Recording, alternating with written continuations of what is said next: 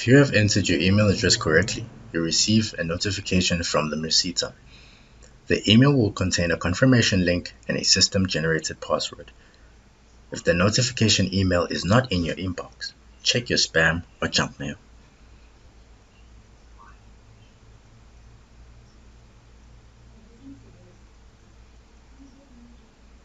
After clicking the link, you'll be taken to the following page where you'll click Login.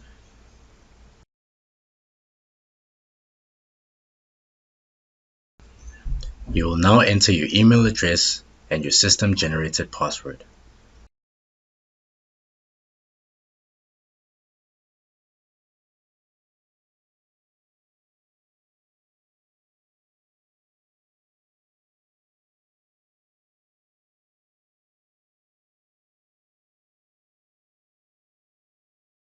Once you click Login, the pop-up screen will be displayed.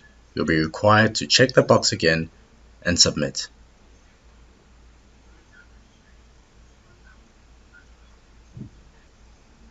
Upon submitting, you're required to specify a new password. The password must be at least 8 characters long, must contain at least one caps letter, one small letter, one numerical character, one special character, and cannot be your first or second name.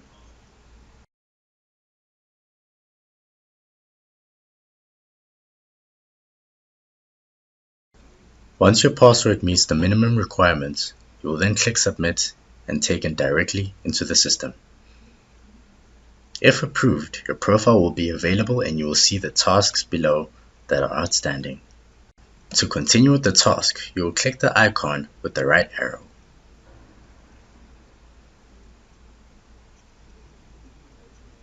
You will then be required to complete the SDF profile. On the right-hand tab, under the username, you will find Profile. Once there, you will be required to complete the SDF equity, gender, nationality, and disability status.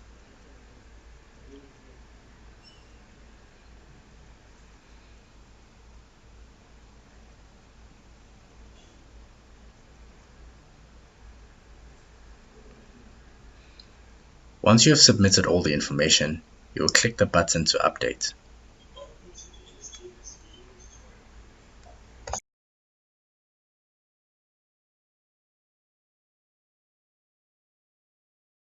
A notification will be displayed to confirm your action. We will now return to the dashboard. Once again, we will click the icon with the right arrow to continue with the task. You will proceed to click the Company Information tab. This is where we'll be able to edit company information. A status bar will be available to show you where you are in the process.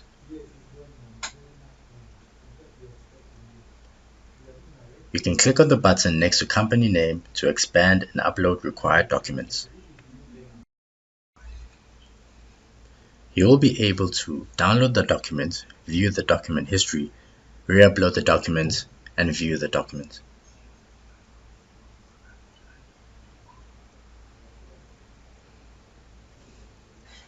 The following buttons will enable us to edit certain sections of the company information.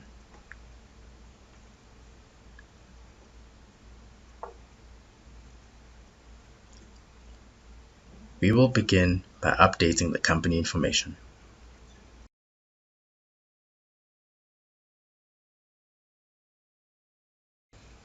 We will now update the company's general information, physical address information, and postal address information.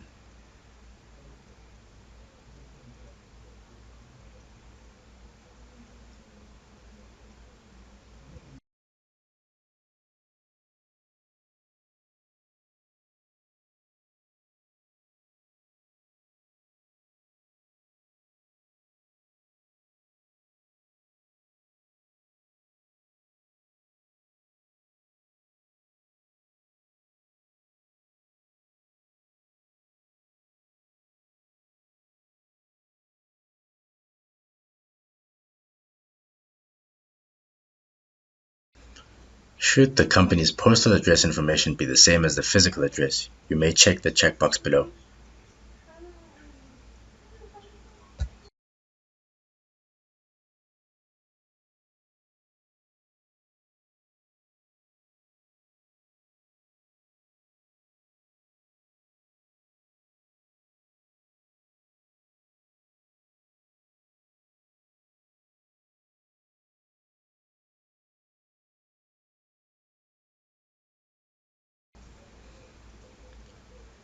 Once you have entered the address information, you'll notice that some sections are already auto-filled. We will now proceed to entering the company's financial start and end dates.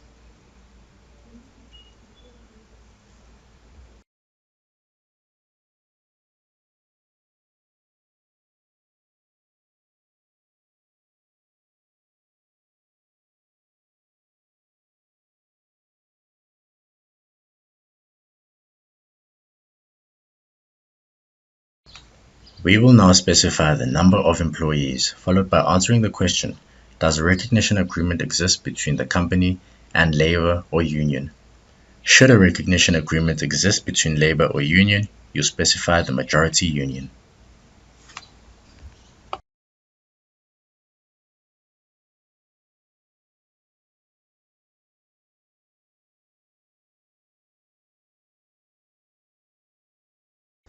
Once all the information has been recorded, you'll proceed to submit.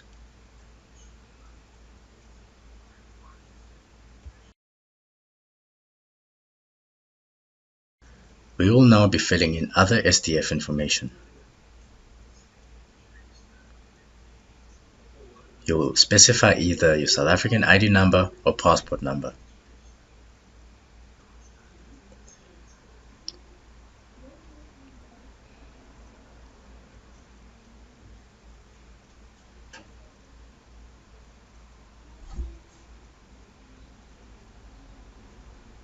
You'll notice that the primary SDF already exists as one of the SDFs.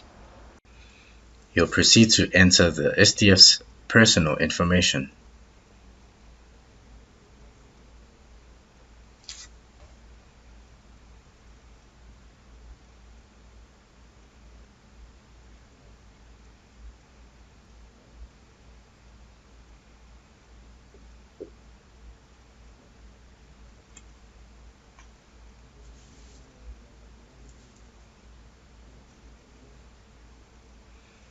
You will then click the checkbox should the SDF be part of the training committee, and you will select the type of SDF.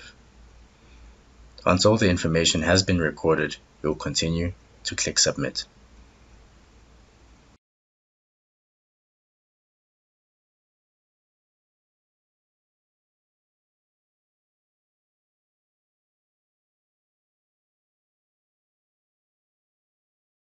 We will now add company contact information. You will specify either South African ID number or passport number.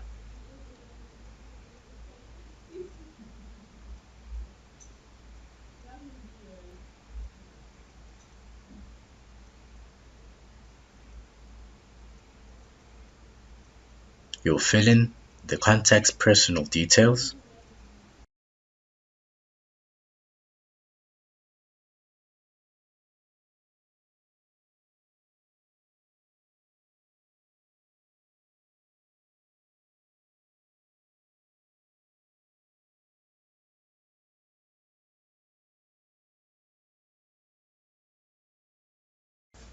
We will now specify the company contact type, the user responsibilities, and should the contact be part of the training committee, you will check the checkbox below.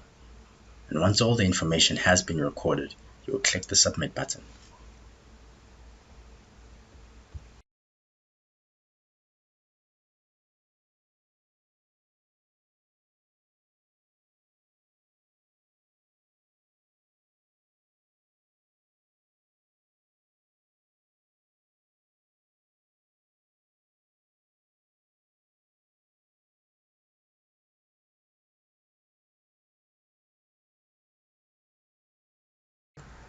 We will now be linking a site. A site is a different physical location as opposed to the company's head office location. You'll fill in the required information below, and once all the information has been recorded, you will click Submit.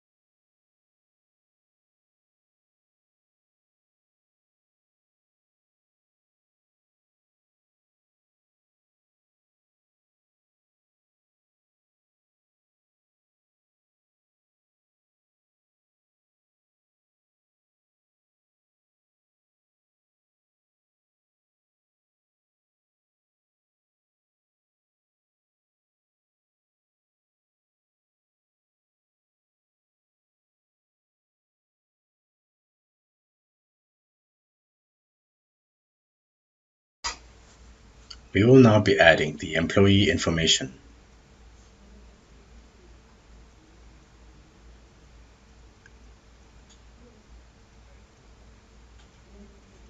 To manually add the employee information, you'll click the button to expand the fields.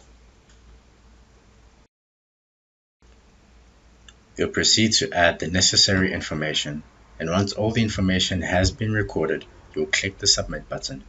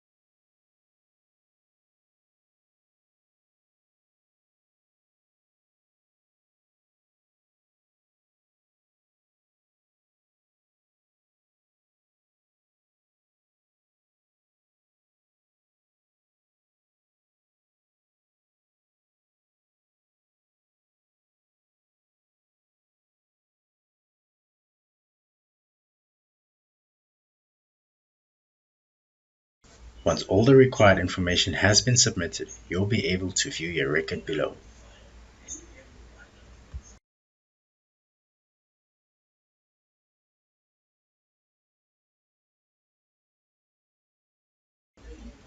We will now be uploading employee information using a CSV file.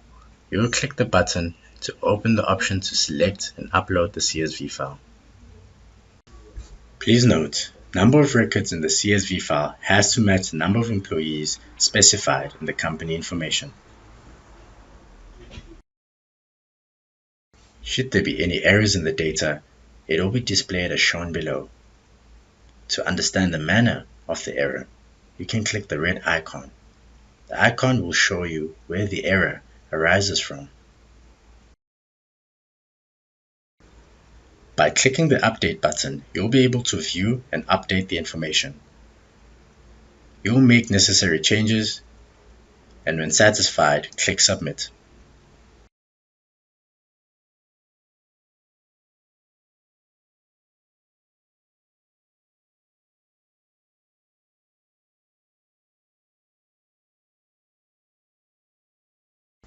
To view the information, click on the button next to the Employees label. You'll also be able to update or delete records at will.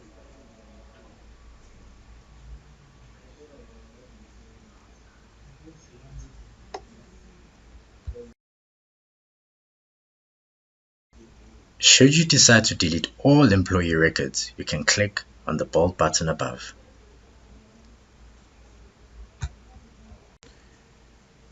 We will now be adding a training committee member. You'll fill in all the required fields and then click Submit. You'll notice that training committee members already exist.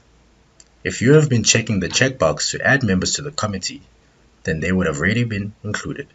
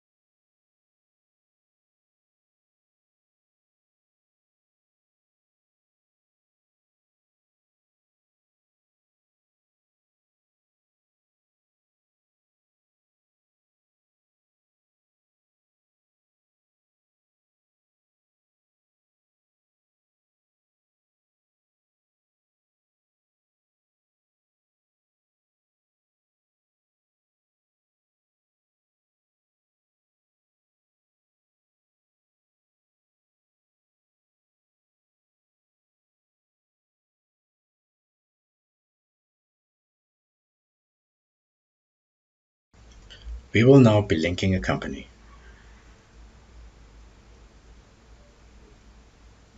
You will specify either a levy paying entity or a non-levy paying entity.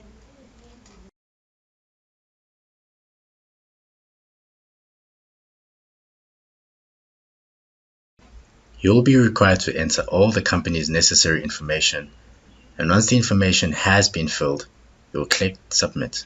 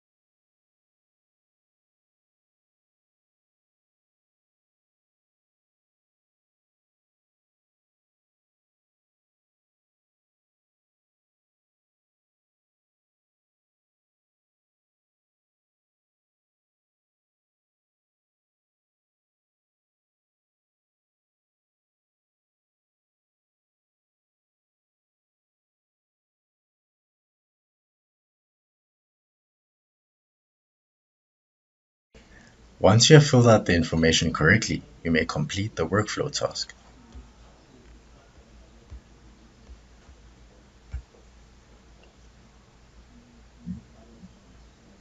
You'll notice that the outstanding task has been removed.